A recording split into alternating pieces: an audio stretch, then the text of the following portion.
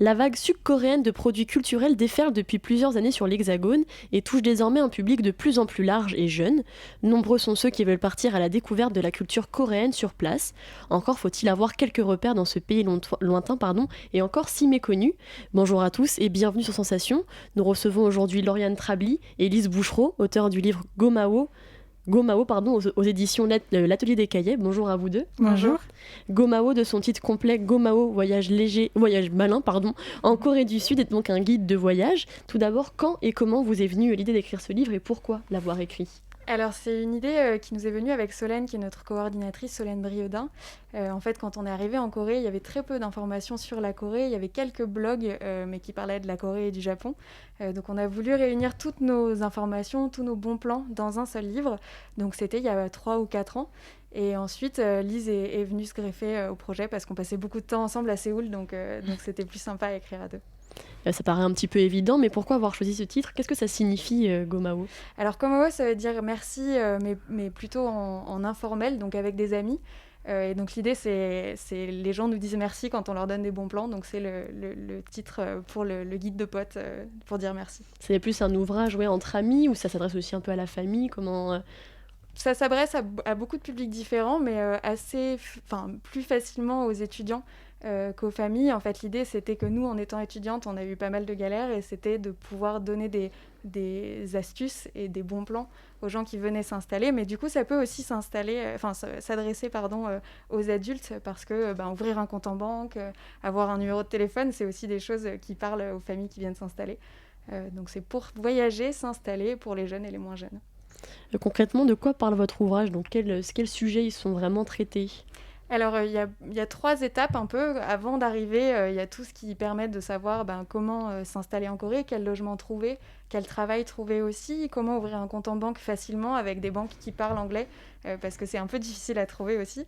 Donc, une première étape d'approche. Ensuite, il y a beaucoup d'adresses pour vivre en Corée et pour visiter aussi un peu la Corée. On a essayé de faire pour que ce guide soit assez inclusif aussi.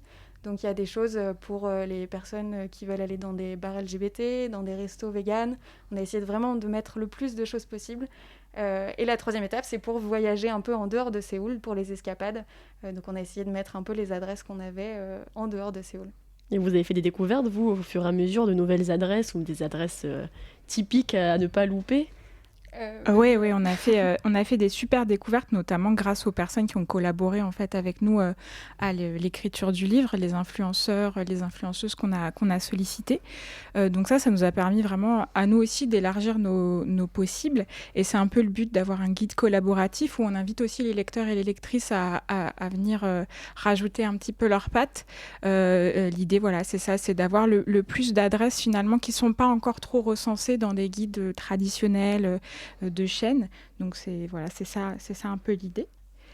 Donc c'est un guide illustré qui propose des conseils et des bons plans pour voyager et résider pas cher en Corée du Sud. Pourquoi avoir choisi de parler ce pays-là ? Est-ce que c'est le fait de bien le connaître et d'y avoir vécu Oui, je pense que on a vécu à peu près mis bout à bout au moins 3 ans dans ce pays, que ce soit pour les études, pour travailler ou pour juste le voyage. Et on a également écrit donc ce livre pour la maison d'édition L'Atelier des Cahiers qui connaît très bien la Corée du Sud. Donc c'est une passion pour nous tous et nous toutes. Et donc on avait envie de partager cette passion et de faire découvrir la Corée peut-être un peu différemment, plus en profondeur et donc de venir en complément finalement des choses que les gens pouvaient déjà connaître de la Corée.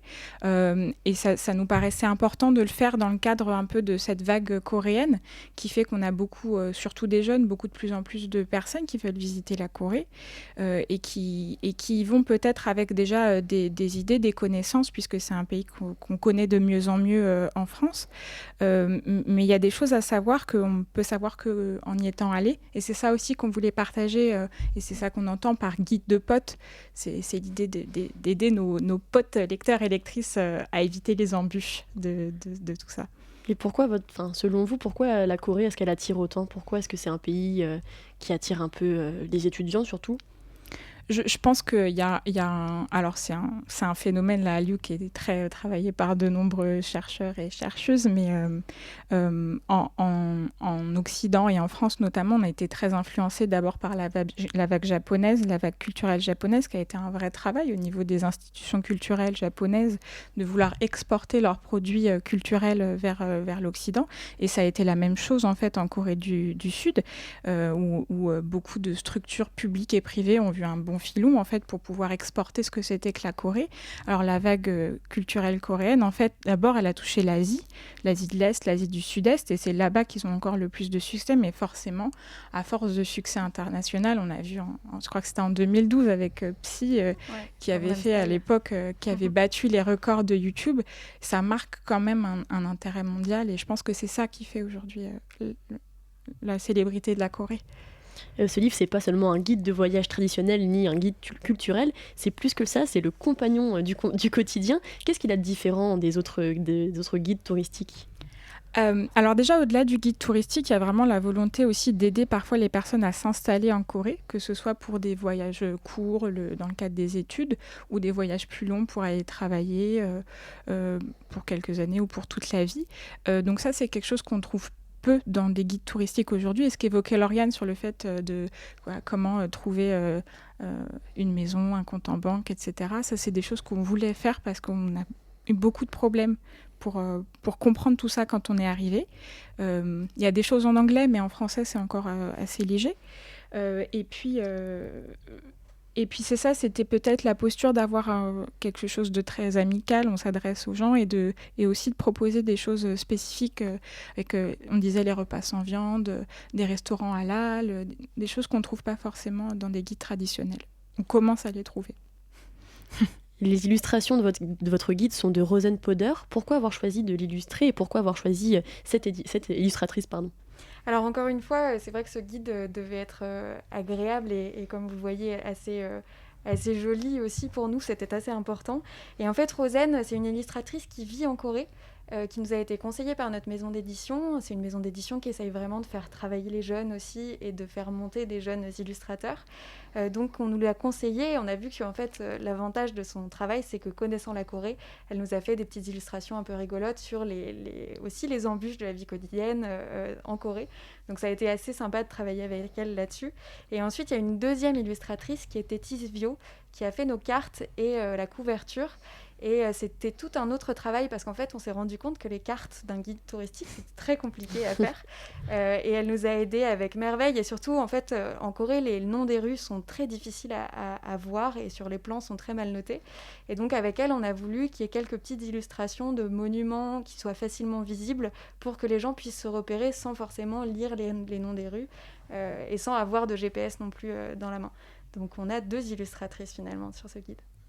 Votre guide est paru fin 2019. Pourquoi avoir choisi de le sortir à ce moment-là ? Pourquoi pas avant ? Pourquoi pas plus tard ?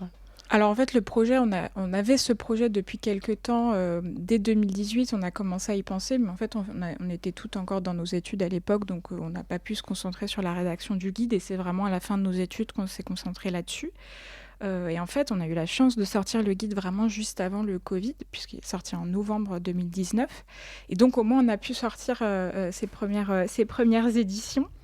C'est vrai qu'on n'a pas forcément eu le plus grand taux de voyageurs en 2020 en Corée du Sud. Ce qui fait que, avec le Covid aussi, qui a impacté quand même la Corée, il y a beaucoup de restaurants et de lieux qui sont peut-être devenus obsolètes. Donc, on va proposer une mise à jour de ce guide pour pouvoir continuer à accompagner les gens dans leur voyage.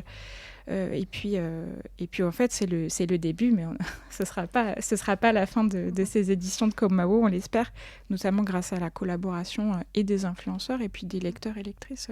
Et en quelques mots, est-ce que vous avez des projets d'écriture, des idées ?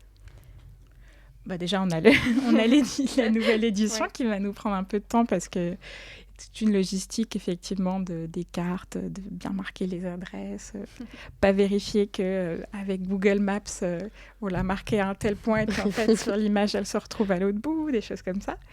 Mais à titre personnel, pour l'instant, moi, c'est le seul projet édition et Corée pour les mois à venir, en tout cas.